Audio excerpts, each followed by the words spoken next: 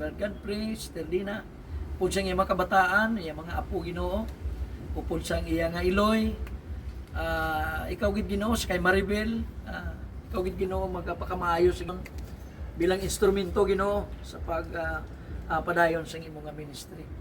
Gid sini nga fellowship Ginoo nga sa amon pag hinunanon Ginoo maka share kami kung ano ang mga bagay nga ginhimo nimo sa amon bilang instrumento Ginoo sa paghimo Ginoo sa imong tagsa kamong hilikoton. Kani Lord, madamo pa kami kung tani nga dapat i-share na nungod sa imong pulong Ginoo. Apang kulang kami sang tion. Apang salamat Ginoo nga gintagaan mo kami sang oportunidad.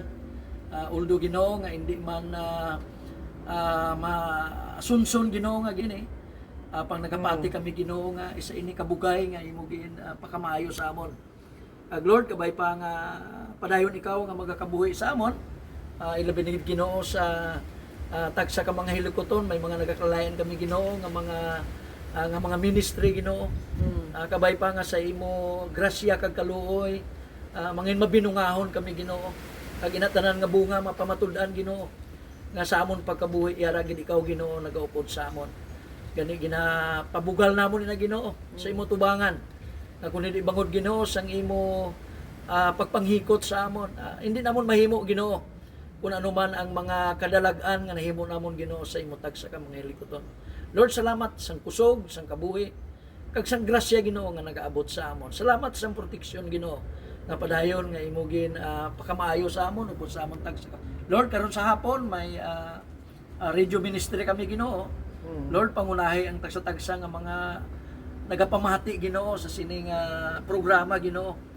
Kaya nagapati kami nga ginagamit man nimo Ginoo ang airwaves sa pag share Ginoo sa ang maayong balita na nungod sa kaluwasan paagi kay Kristo. Gani Ginoo i-sustain ang among kusog, ang resources Ginoo nga mga kinahanglanon. Kaya nagapati kami amay nga hindi man mahapos ang paghimo sa sining nga mga hilikoton. Apang kun ikaw Ginoo padayon nga nagakabuhi kon manano man ang mga sahi Ginoo sa mga kabudlayan kag mga kabugatan nga amon ma-experience Ginoo. Wala kami nagakalingkang kundi hatag namon Ginoo ang initanan kag ginatugyan namon sa imo. Kay ikaw lang gid ang Dios nga makapaatag sa amon, kahatag sa amon sa pagtungkad Ginoo kung ano ang mga mensahe nga imo ginapalambot sa amon.